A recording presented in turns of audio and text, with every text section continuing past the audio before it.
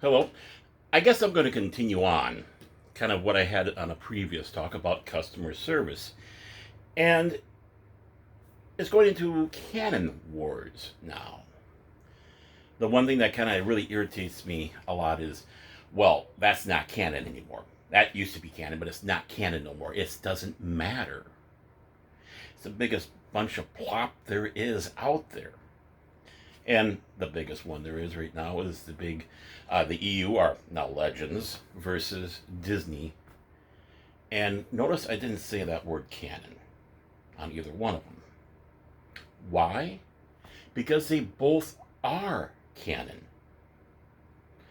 Just because Disney took over and started its own route doesn't mean that the other one is superfluous. It doesn't mean anything anymore. And in a way, how they went about it, they made a lot of fans feel that way. It was that big middle finger read between the lines as the person holds up three fingers about what was enjoyed. That almost 40 years of organic building of a universe that we call Star Wars. And now they're saying, oh, we want to start something all fresh and new, and it's going to be better than yours, so it's not canon.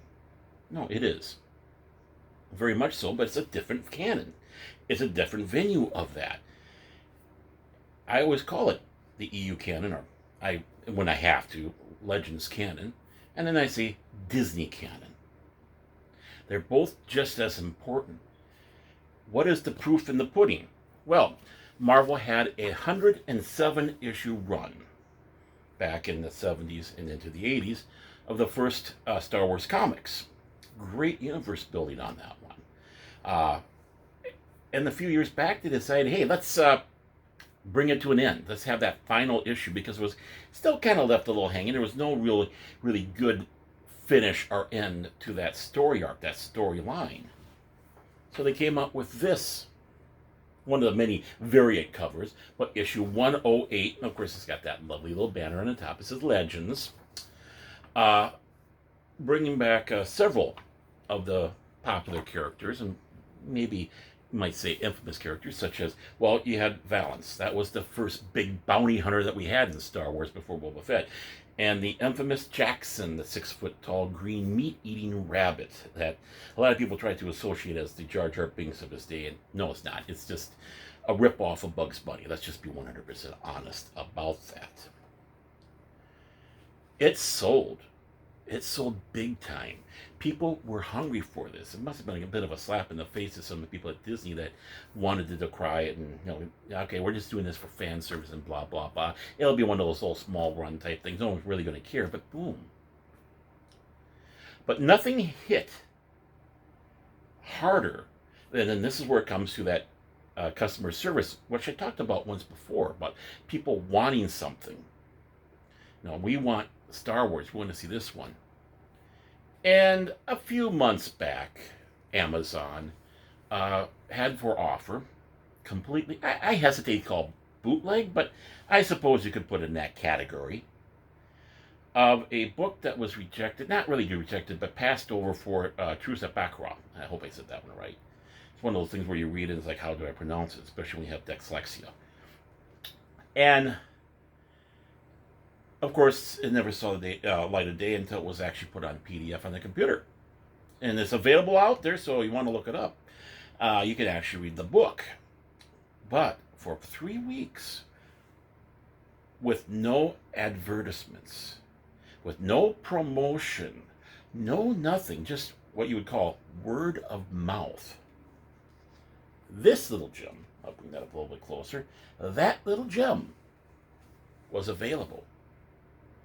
Somebody went out there and did a print on demand through Amazon, selling it for about $11, which is about average for paperbacks these days, and claiming that they're not taking a profit off of this. And it sold like hotcakes. Disney's The High Republic being trounced by this, with all the promotion, the YouTube, and I don't know, Twitters, if they had Twitters, or all the other universes that they're pushing the High Republic, push. You gotta see Geode. He's the greatest character since the Pet Rock. All that. And the only thing that really beat this at all was Tim Zahn's being a fan favorite, and the fan favorite himself, his Thrawn novel that came out. Talk about power. The EU is just as canon, just as strong, and just as loved. And I hesitate to say maybe even more loved than the Disney canon.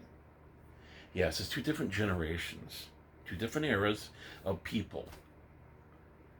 But just because you came up with what you thought was the better doesn't mean it is. It doesn't mean that you should just wipe away the old. Disney, this is a cash cow for you. Continue it on. Oh, and to continue with this talk about Canon, EU, Disney, as much as I'm an ardent EU fan and believer, we have to have one little truth on this. If George Lucas's scripts, his treatments that he had, actually came to light, he did go for whether he himself or Disney did take it up and do that. The EU that we knew from Return of the Jedi on would have been destroyed. It would have been gone. This would have been George Lucas's, and everybody that plays in that sandbox. Timothy Zahn talked about it all the time. Kevin J. Anderson, all down the line. I'm just playing in George's sandbox. Whatever he ultimately wants to do, he does, and he is the final say. But even if it was George Lucas doing it, the old EU would still thrive and still be loved by millions of people out there. This is Baron Ormond Tagge. Thank you so much for watching.